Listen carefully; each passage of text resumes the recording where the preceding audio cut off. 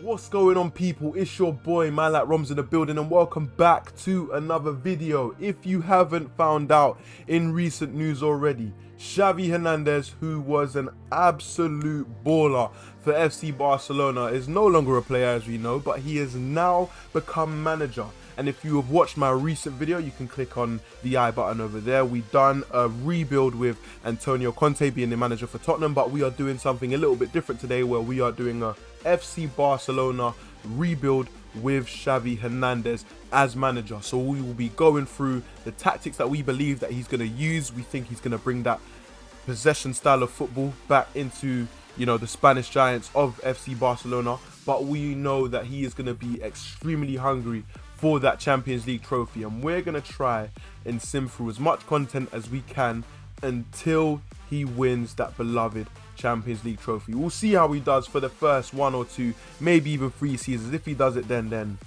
he's in for a real hard ride, boy. But I've done enough waffling. Let's get into the video. Right, so we have made our way over to FC Barcelona's current squad. We are gonna once again talk about the tactics and the lineup that I think Xavi will go with and how he wants certain players positioned. We're going to go through all of that in a second. We believe he is going to play a 4-3-3, but you know what? Let's just zoom into these tactics a little bit more. Right, so next up, we are going to take a look at Xavi's tactics, or what we believe that he's going to use. Let's get into it. Right, so this is what we believe Xavi would line up with. We think that he's going to go with a typical 4-3-3 formation. That's the formation that we saw him thrive in his playing years at Barcelona. So this is what we're going to be looking into for this starting 11 that he will be coming into initially. So we've got ter Stegen and goal at right back. We've got Serginho Dest. Centre halves, we've got Gerard Piqué and Eric Garcia. Jordi Alba is taking up the left back position.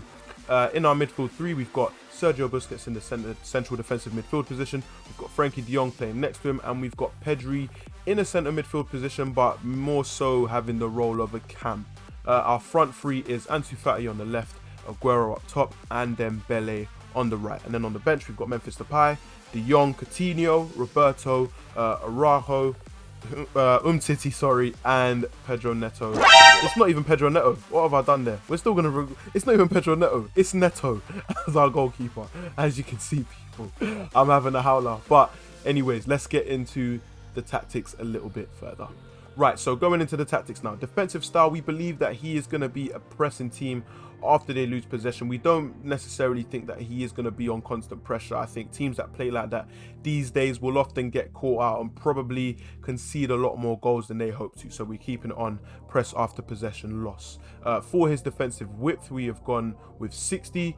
For his depth, we have gone with 75. So not as high as many people would think. I think with the current centre-backs he's got at the moment, he probably play just a little bit deeper than a high line than many people would expect, especially in nowadays. A lot of balls can go in behind and a lot of teams can score from those kind of opportunities. So we've dropped the depth a little bit.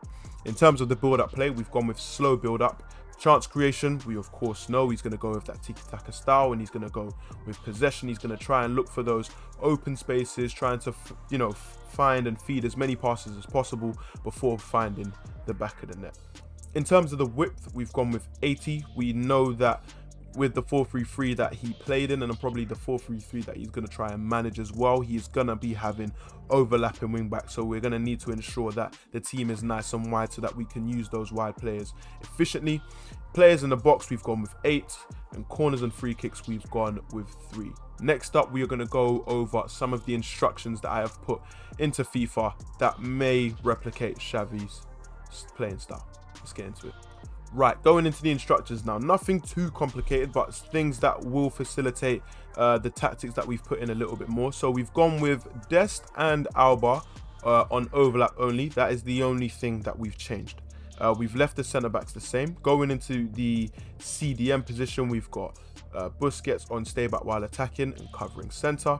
We've got Frenkie de Jong on balanced attack, staying on the edge of the box and covering the wing. He will also be sticking to his position. With Pedri playing that more cam position, we've got him on stay forward, getting into the box for crosses and on normal interceptions. I think it will be quite key for Pedri to stay forward so that when Barcelona do win the ball back and they play it into de Jong, they've got a middle player that can receive the ball quickly, that can either look to spray in Fati or Dembele or Aguero in behind, or make a run himself. and then going across the front three. So with the wingers in Dembele and Fati, or whatever wingers you decide to use within this tactic, if you do want to try it out, we've got them on chance creation, cut inside, and support runs, getting behind. We believe that Fati and Dembele both have a good amount of pace, and it will be good if they do cut inside as well, as they do like to play that inverted winger kind of role. With Aguero, we've got him on stay central and get in behind.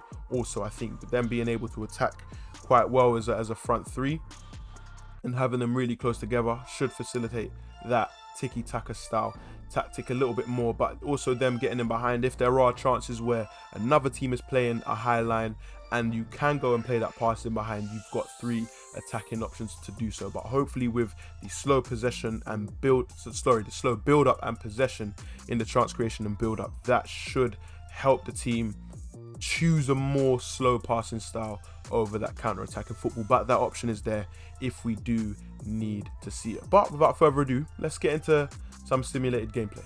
Right, so we are about to play our first game against Real Sociedad. We aren't going to sim every game. We're actually going to sim after we play this game. We're actually going to sim all the way through to the January transfer window and see where Xavi Hernandez is at that time in terms of the league, in terms of where he's at in terms of the Champions League. But the reason why I just wanted to sim this first match is just so you can see the style of football that he plays. I think tiki-taka looks amazing on the eye. Hopefully we see it in the game as well. Let's get into it. Right, and we're on the way. As we can see, you know what's crazy? Right now, they're defending very compact. And they're rather not letting passes in the middle as opposed to out wide. Finding loads of those intricate passes. Can we get a goal? Yes, we do. Pedri has scored. There we go. Right, so as you can see on your screens right now, we are currently simming our way through to the first January transfer window. We know that the tactic works, and we know that, you know, Barcelona and Xavi are playing that possessional style football that we love to see. Let's see how they done in the first couple of maps. Right, so we are currently looking at the La Liga Santander table after the first few months, and my oh my, it is looking pretty intense at the top of the league. I mean, in 6th we have Athletic Club on 33 points, Atletico Madrid are 5th on 33 points, we have Sevilla in 4th with 34 points, Levante in 3rd on 36 points, FC Barcelona in 2nd on 36 points, and Real Madrid on top of the table with a goal difference as 17, also on 36 points. So we can see the top 6 clubs, it is looking incredibly competitive right now. Let's have a look at who scored the most goals and who's bagged some assists. So right now we are at the top goal scorers stats, and as we can see, there isn't a single FC Barcelona player in sight. I mean, Suarez and Benzema are absolutely killing it, with Benzema on 10 goals, Suarez on 11 in 18 matches. But as we scroll down, I don't think there's a single... Oh, well, there's Aguero with 5 goals in 15 matches. Does that surprise you? Let me know in the comments below. I think for me, it doesn't really, because if we look at the football that they are trying to play, it's not like they have Messi, who's going to be a goal scorer every single time. We're looking at a style of football that is a lot more inclusive, and it's about scoring with the player who has the most open chance. So if it's Aguero, it's going to be him that scores, or if it's going to be another player, it will be them. So what we can probably guess is there are a lot of goal scorers in that Barcelona setup, but they just haven't scored a lot of goals as individuals, as we have seen. Let's check out the assists. As we can see in the assists, so we have Frankie de Jong in 5th with 6 assists in 17 games. So we can see that there is a little bit of a catalyst in there in Frankie de Jong. We're going to scroll down a little bit more to see if there are any others. We have Coutinho in 14th, who has got 3 assists. So we can see he isn't one of our starting players, so he is coming off the bench and he is making a massive difference. Is there any more? No, there isn't. So right now, de Jong and Coutinho are the catalyst players for FC Barcelona at this moment in time. But without further ado, we're going to go and check out where they've been performing, or how they've been performing in the Champions League. So as we can see in the Champions League, Barcelona have absolutely smashed it by picking up 11 points from 6 games. They are at the top of their group, with Benfica qualifying also. Surprisingly though, FC Bayern haven't qualified for the knockout stages of the Champions League. They're going to the Europa League. I feel sorry for the teams that they have to play against, because they'll probably go on and win it, but that's something we can check out at the end. And then Dynamo Kiev finishing in 4th. Going into the round of 16, the first game that Barcelona are playing is against Liverpool. Let's just hope that corners aren't taken quickly. Let's go to the end of the season.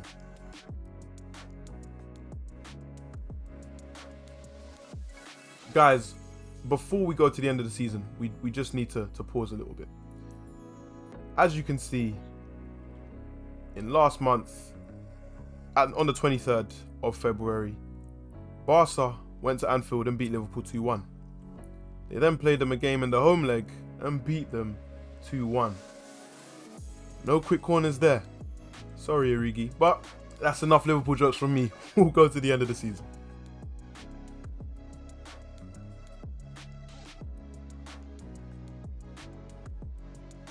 And that concludes the end of the first season.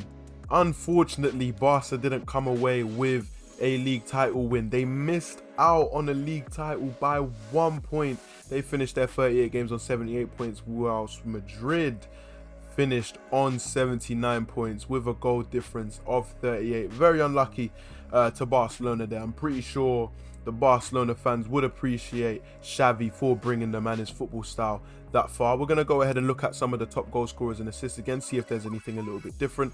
Then we're going to go ahead and check out the Champions League results, and then we're going to go ahead with another season. Let's get into it. Right, so looking at the top goal scorers, we can see that Depay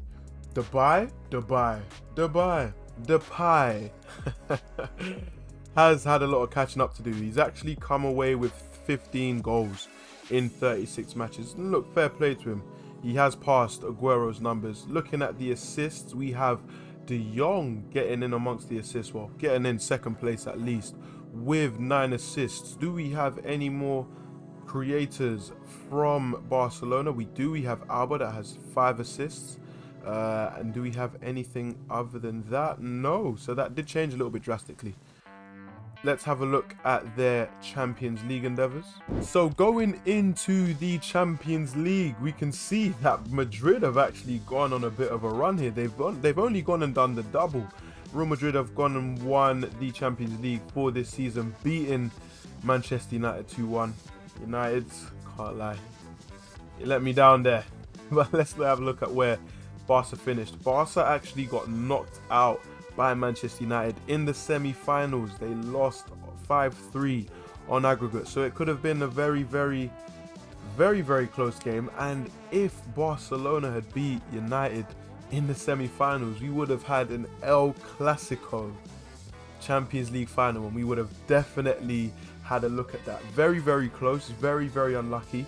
We're also going to take a look at if there's any Spanish domestic cups that Barcelona would have played in. We have the Copa de España. They didn't win that either. Atletico Madrid won that 3-1, beating Real Madrid in the final. Let's see where Barcelona placed in that. So they drew to Real Betis 1-0, but lost 4-3 on penalties in the round of 16. So not the best run-up in terms of their cup run at all. But we are going to go into the next season now.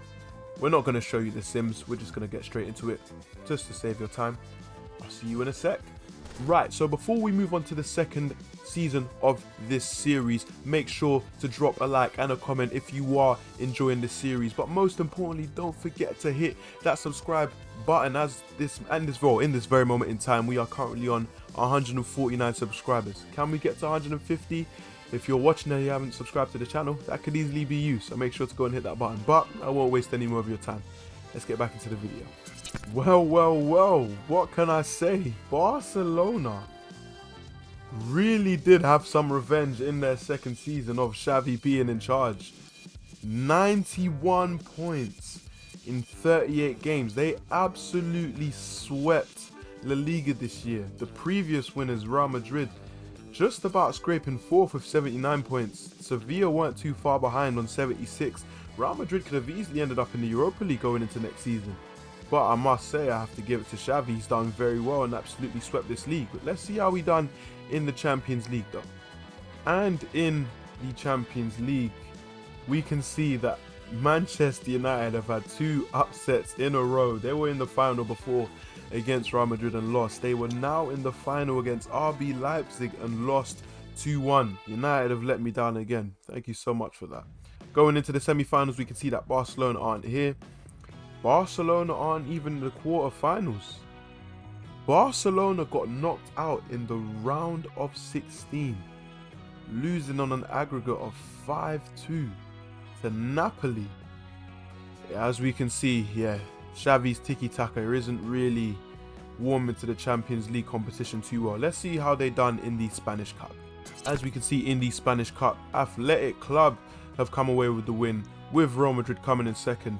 And we see that the winners actually beat Barcelona in the semi-finals on an aggregate of 3-2. So we can see that this season domestically, Barca have done quite well, or Xavi has done quite well, but there are a few things to change if he is going to win some of those important cup trophies. So guys, let me know what you think of Xavi's performance in his first 2 seasons. Is there anything you want me to adjust in terms of the tactic? Is there any players that you want me to buy? Are there players that you want me to sell? Let me know all of these things in the comment below. If you want to see me continue this series, make sure to drop a like and a comment, and most importantly, don't forget to subscribe to the channel. If you want to catch more career mode content that we've put on this channel, go check out that video over there. Stay underrated.